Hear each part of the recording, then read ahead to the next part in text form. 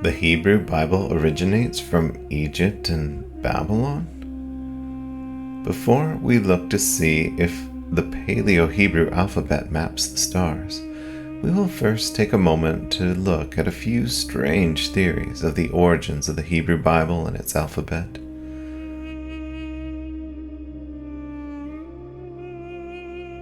Some scholars link the origin of the Hebrew alphabet back to Egyptian hieroglyphs.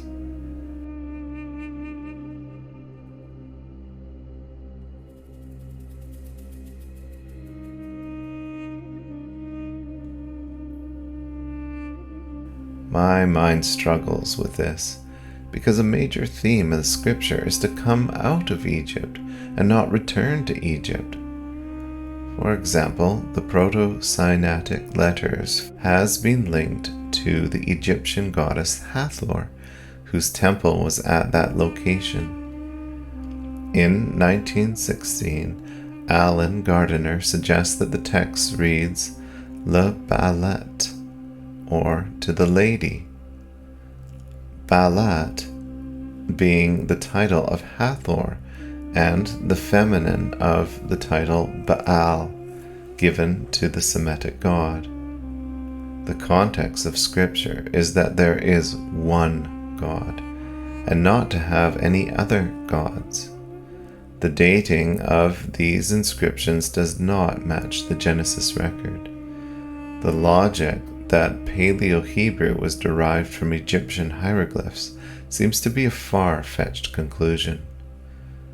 Similar to the opinion that Hebrew was derived from Egyptian hieroglyphs, I've also heard a few opinions that Hebrew scripture originated from Babylon. Their opinion is that archaeological evidence, like the Gilgamesh flood myth, is the source document for the Noah narrative in Genesis. I find these opinions do not sit right in the context of scriptures.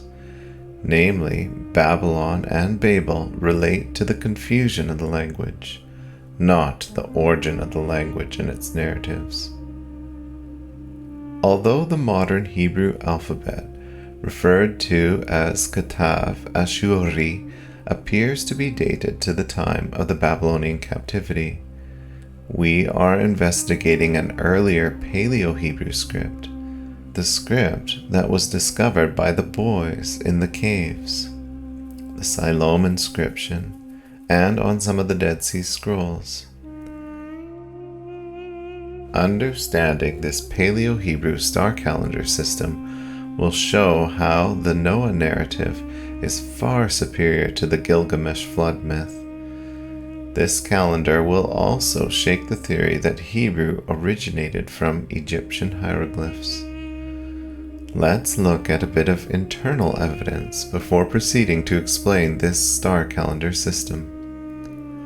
The prophet Zephaniah has an interesting statement. For then I will restore to the peoples a pure lip, that they may call on the name of the Lord, to serve him with one accord. We find here a vision of restoring a pure lip or a pure language. We can make a good guess as to what this language is from the context of the books themselves. Hebrew was the language of the book of Genesis. This can be proven using names like Adam and Eve, Abraham, Isaac, Jacob, Esau, Israel, and the sons of Israel.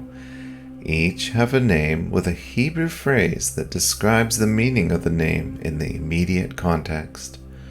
For example, Adam was formed from the ground, or Adamah. This name plus its contextual meaning makes perfect sense in the Hebrew language. Translating Hebrew into English or into Greek or Latin causes these contextual plays on words to be confused and lost. The names and their Hebrew contextual meanings can be likened to our modern digital checksums. Hebrew is the language of Genesis. The same applies to the alphabet, in that when the Greeks and Romans adopted the Hebrew alphabet, the meanings of the letters became nonsensical. What does A, B, C, D mean? How about alpha, beta, gamma, delta? Whereas in Hebrew, when you say each letter name, you are also saying a word that makes perfect sense in the Hebrew language.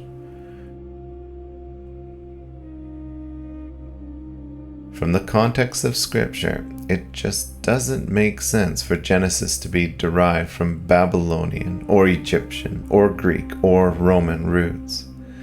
It makes more sense that at certain times in history, other nations borrowed from the Hebrew alphabet and its narratives, not the other way around. This problem brings us back to a very close look at the stars in the context of Hebrew scriptures, which in turn leads us to a map hidden in plain sight.